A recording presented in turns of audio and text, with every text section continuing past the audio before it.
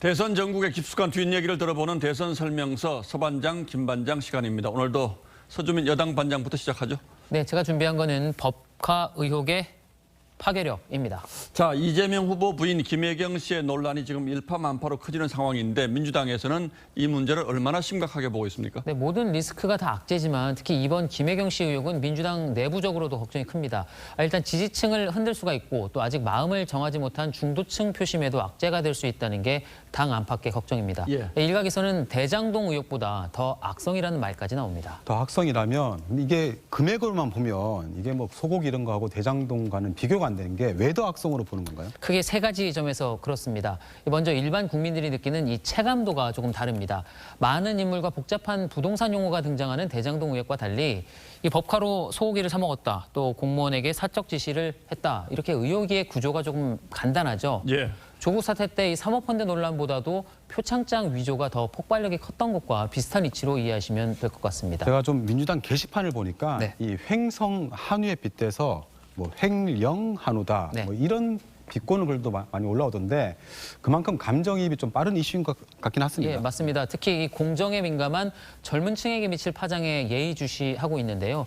2020년에 행정안전부가 이 주니어 공무원들을 대상으로 설문을 해봤는데 결과를 잠깐 보시죠. 가장 싫어하는 꼰대 유형을 물었더니 개인적인 심부름을 시키는 스타일, 그러니까 갑질 오너형을 꼽았습니다. 자, 그러니까 이 뭐 젊은 사람들 사이에서는 법인카드를 얼마 썼느냐 이런 문제보다 갑질 이거 정말 싫어하지 않습니까? 예, 맞습니다. 이 대선이 오늘로 33일 남았다는 점에서 이 시기적으로도 조금 안 좋습니다. 그러니까 이게 잊히거나 묻히기에는 좀 시간이 촉박하다 이런 겁니까? 맞습니다.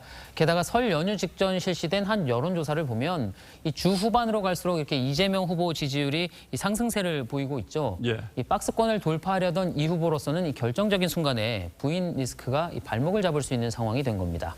자, 악성이라고 보는 또 다른 이유도 있습니까? 예, 거짓 해명 논란이 그런데요. 예.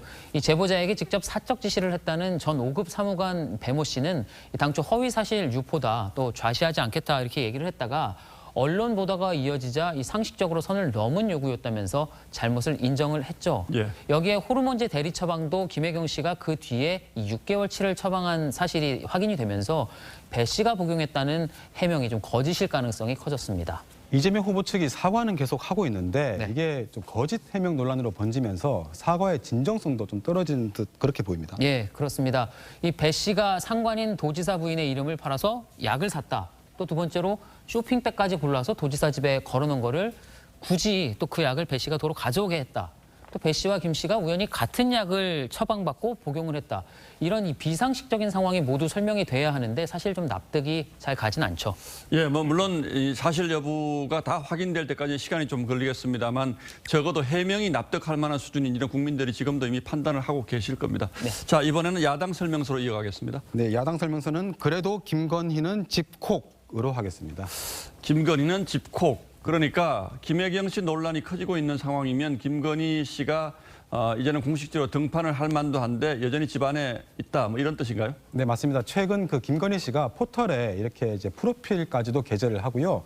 이런저런 활동을 준비 중이라는 보도가 이어지면서 관심을 모았는데 지금은 쏙 들어간 상황입니다. 사실 김혜경 씨 논란이 이 나오기 전까지는 여야의 어떤 이 후보자, 그러니까 배우자 리스크가 완전히 공수가 반대였잖아요. 지금은 상황이 바뀌었으니까 뭐 국민의힘 입장에서는 이걸 적극적으로 활용할 수도 있는 거 아닌가요? 야당은 좀 정반대로 보는 분위기입니다. 김건희 씨는 지난 연말에 그 허위 이력 의혹에 또 공개 사과 회견 이렇게 그리고 7시간 녹취라는 그 논란까지 불거지면서 집중 공격 대상이 됐습니다.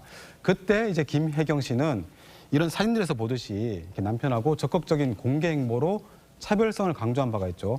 그러니까 배우자로서 남편만 따라다니는 게 아니라 직접 봉사활동도 하고 단독 인터뷰도 하는 적극적인 모습을 보여준 겁니다. 예. 여보세요? 아, 여보, 나요. 아, 뭐라고 불러야 될지 제가 좀 헷갈리는데요. 여보라고 평소에 불러야 하던 대로 될지 하세요. 자기야라고 불러야 될지.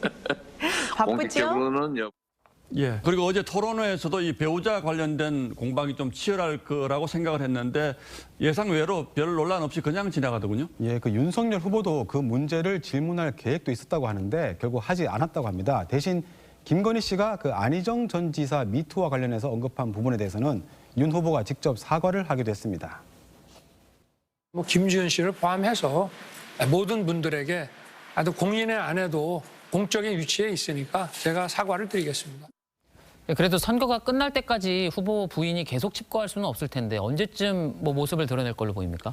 그 설 연휴 직전까지만 해도 선대부 내부에서는 이렇게 뭐 비공개 봉사 활동을 한다든지 윤 후보와 함께 등장을 할 건지 아니면 혼자 할 건지 이런 문제들이 논의가 됐는데 지금은 그런 얘기가 아예 없다고 합니다. 그러니까 김혜경 씨가 매우 활발하게 활동을 한다면 대응하는 차원에서도 머지않아서 등판을 해야 한다 이런 의견들이 있었는데 이제 김혜경 씨가 나오지 않으니까 오히려 그럴 필요 없어졌다 이렇게 들리는군요. 네, 그거 좀 비슷한데 그 예. 김건희 리스크가 일부는 해소되긴 했지만 녹취록 발언 중에는 잘못된 부분도 분명히 있기 때문에 좀 신중해야 한다 이런 기류로 보면 되겠습니다. 그 김혜경 씨 논란을 활용하려고 하면 역풍만 맞을 수 있다는 거죠. 예. 여기에다가 토론회에 관심이 모아지면서 김건희 씨 등판 문제도 좀 논의에서 후순위로 밀리는 분위기라고 합니다. 예, 대통령 뽑는 선거가 갑자기 또 이제 배우자 비교하는 선거가 돼서 이번 선거 참 이래저래 특이하긴 합니다. 예, 오늘도 두 반장 잘 들었습니다.